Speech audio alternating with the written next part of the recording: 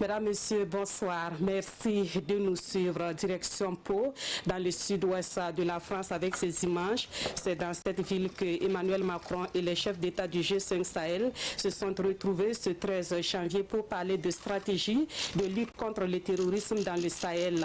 La présence des troupes françaises au Sahel est également au cœur de ce sommet du G5 Sahel en France. Et le premier acte de ce sommet est l'hommage rendu aux soldats français tombés fin novembre au Mali. Les chefs d'État africains ont également été invités à déposer une gerbe de fleurs à la mémoire des victimes. En plus du président français et de ses pairs du G5 Sahel, la rencontre a été élargie à l'Organisation des Nations Unies, à l'Union européenne, à l'Union africaine et à l'Organisation internationale de la francophonie. À l'heure où nous vous parlons, le huis clos se poursuit. En attendant d'y revenir avec plus d'images, nous retrouvons notre envoyé spécial, Ruth Bini Ouattara, qui nous fait le point des sujets abordés à ce sommet.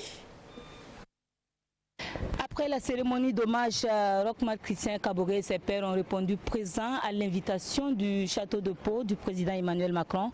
La stratégie militaire dans la lutte contre le terrorisme dans le Sahel sera évoquée au moment où la situation sécuritaire est de plus en plus préoccupante.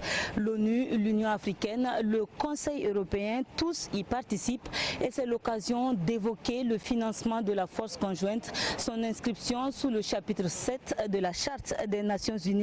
Aussi les capacités opérationnelles des armées nationales ainsi que celles de la force conjointe. Et l'inscription sous le chapitre 7 de l'ONU devrait ouvrir la voie à des financements donc de la force conjointe. Il faut noter également que la présence des 4500 soldats de la force Barkhane sera aussi mise sur la table. Il faut dire que ce soir, toutes les options seront examinées ainsi que les moyens mis en œuvre par chacun des partenaires dans cette opération. Merci à vous, Ruth Bini Ouattara, et comme annoncé, nous reviendrons en détail sur ce sommet.